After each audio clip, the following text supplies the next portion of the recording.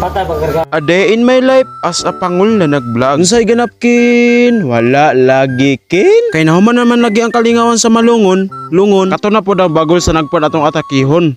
Kahon. Kauban ako ang mga team binugawan na mga pangol. Ug bago po dahi tamo padayon, dili po daw natunay pa ulit atong mga hinapay diha no. Abi pa lang dili ta gwapo. Ano?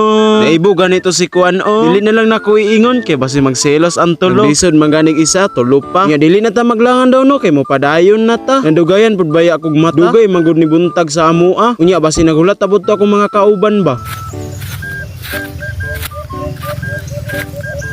Awa lagi o, pag abot na ko sa ilaha, nakita na nako akong kauban na ngapin na. Mayo biya kay ni mo lingaw-lingaw. Kuya po ning tawhana kay ang kape kaunon niya. Ngapin na lang puday ko diyan dapita, samtang nagulat sa uban ba. Ug sa wala ni Dugay, naabot na giday sila. Kinsa man ang silaha, kana agong nagbaklay o, nagkatawa. Tanawa, nakadungog, nitago na hinuon siya. Kaway-kaway sa nakaila ng tawhana. Ang pinakagwapo sa binugawan ba. Unya kay nakompleto na lagi me, aw mangaon sa me, mani. Kalay. Sige na, may.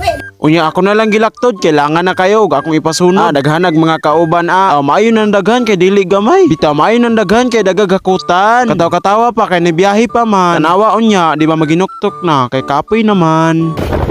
Adoy.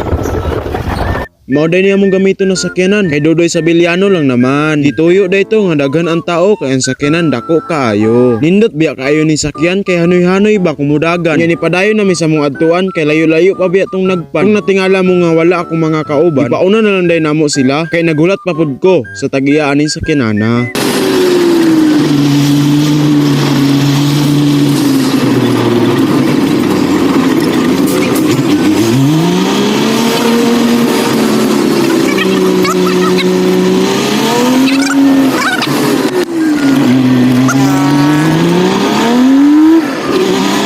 Ug sa wala na dugay no, naabot na gyud mi sa among adtuan. Napalanggani mi sa dalan, nakit-an na nako ang bagol pagkadaghan. Matandog na pud atong hubon ani na inampingan. Maong dili na maglangan, isulod na ng sakinan kay ang laban ato ng sugdan.